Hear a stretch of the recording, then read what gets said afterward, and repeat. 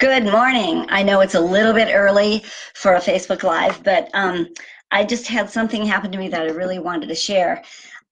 Yesterday, I got my book, my devotional, back from the editor.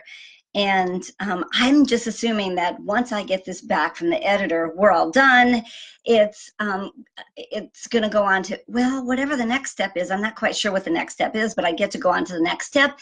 And I'm looking at all of her comments and all of her, and I'm thinking, man, this is going to be work. This is going to be really more work than I had anticipated because I thought it was done.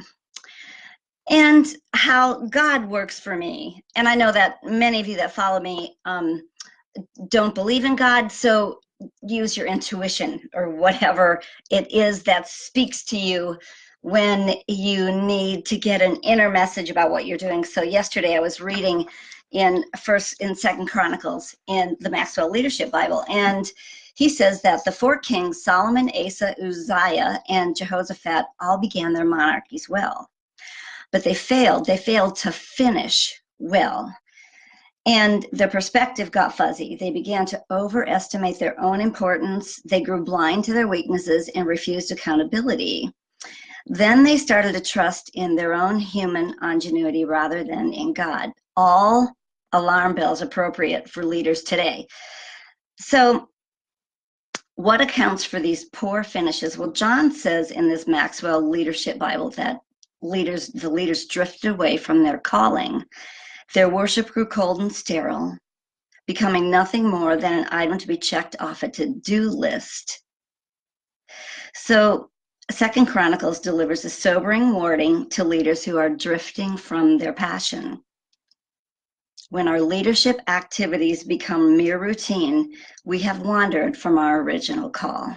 When we become distracted by peripheral issues and deviate from the purpose that first drove us to leave, we have wandered from our original call. Here's my favorite, because I often do this myself.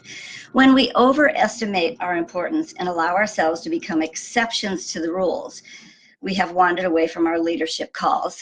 So what does this mean for me in my book? Well, the whole thing was about finishing well. And I decided I was going to change my perspective about finishing the book. I'm not going to look at it as work, as something on my to-do list to be accomplished. I think I'm going to view it, I'm going to view it as a work that I was called to finish, number one, and as producing something that God has asked me to produce, producing something with beauty and meaning and hopefully impact. So that's my live for today. Are you drifting away from your call as a leader? Has your passion kind of gone by the wayside? Have you begun to look at your leadership role as a role to just be checked off rather than something that you've been called to? So as I go into my book today to create whatever it is that needs to be changed, I'm going to take a new attitude, and hopefully you will.